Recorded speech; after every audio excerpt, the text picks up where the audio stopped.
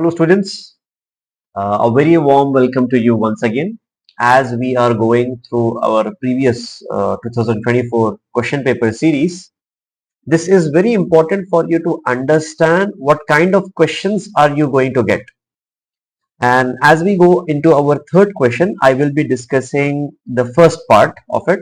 Let's look at all the three questions and we'll be looking at them one after the another. So these are the three questions that we are having. The first question is talking about the study of marriages. The second is talking about how women are playing a role in constitutional provision. Education is key to social development. Let's read the first question. Do you think that constitutional provisions this is the first question. Why is the study of marriage important in sociology? So it's a 20 marker question, and as we see, it has been divided into two parts. In the first, the examiner wants to know why should we study the concept of marriage? What implication, analyze the implication of changing marriage patterns for Indian society. Let me tell you, this question is directly coming from our unit 9 from our paper 1 and it is also coming from part B in our paper 2. In that, there is a part called as changing kinship patterns and family marriages. So here there is a question that is talking about types of marriages that we are having. So the question is not talking about the types of marriages, but basically it is talking about why it is important to study the concept of marriages. So the types of marriages, or somewhere we look at the word, what are the different forms of contemporary trends that we are having in our part E. So let's directly dive into our question. In the introduction, what you are going to define is why should you study the concept of marriages? So largely we consider that marriage is considered to be as a form of a social as well as it is considered to be as a legal agreement between two adult unions or two adult individuals. So marriage is not just talking about some kind of Saat Janmo Ka Bandhan. Yes, it is a kind of a social bond that is being created between two or more individuals, or it is a kind of a legal agreement that we are having. So make sure we are using the word only adult over here. We are not using the word male and female.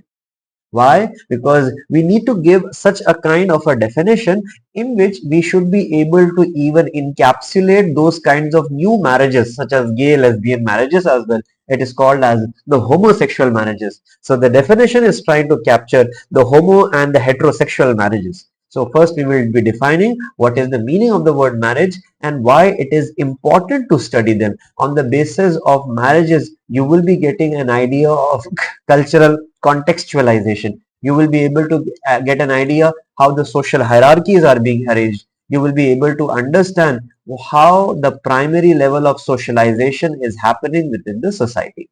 So in the introduction, we try to speak on these two different elements, then come to the main body part.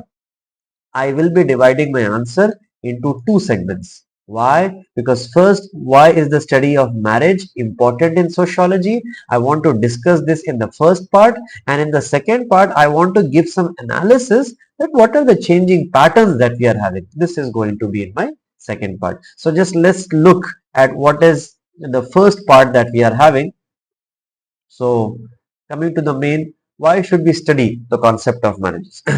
It is important that we study the marriages. Why? Because it helps us to get an idea of what is happening at the cultural contextualization.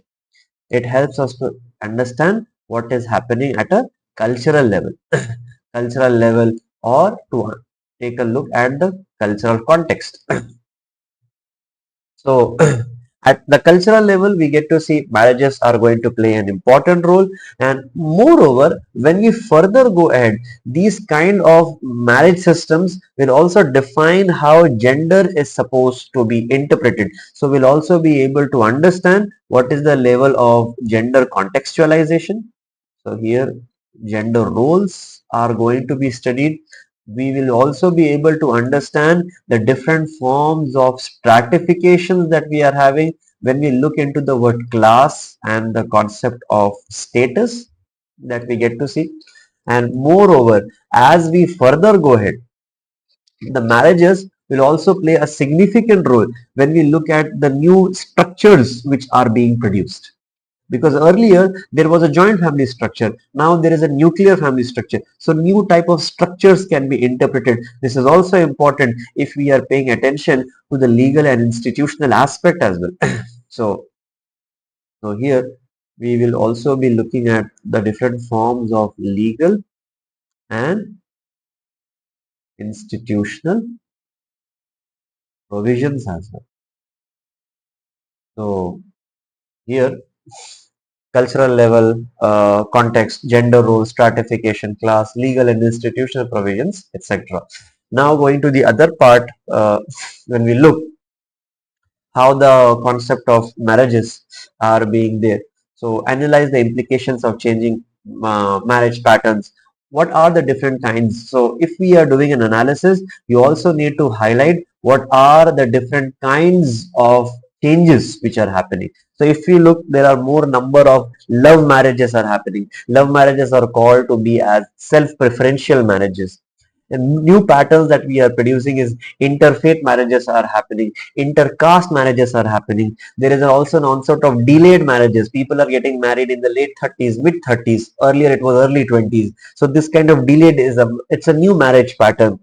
There are more number of increasing in the divorce rates. So here we want to understand why should we study these concepts of marriages. It has got an implication on the society. What is the implication that we are happening is because of these marriages we will be able to have more amount of gender roles are getting diluted.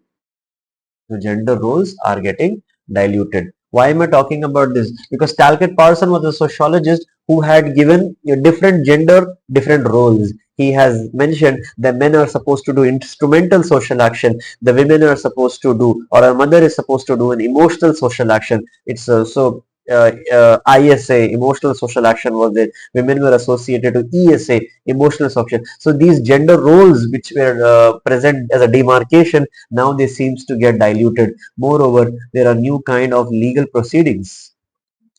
Legal proceedings. That is also a kind of a difference that we get to see.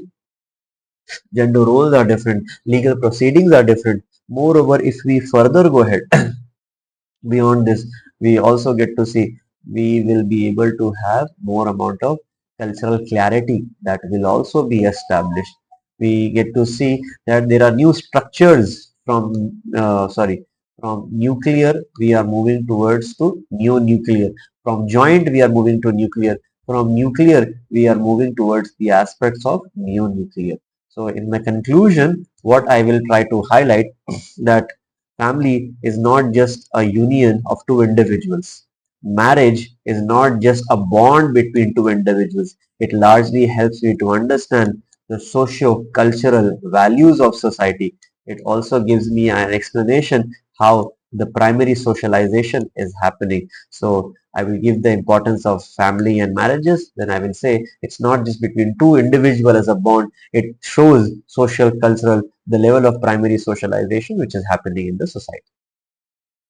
Let's look at the next question, the 3B that we are having.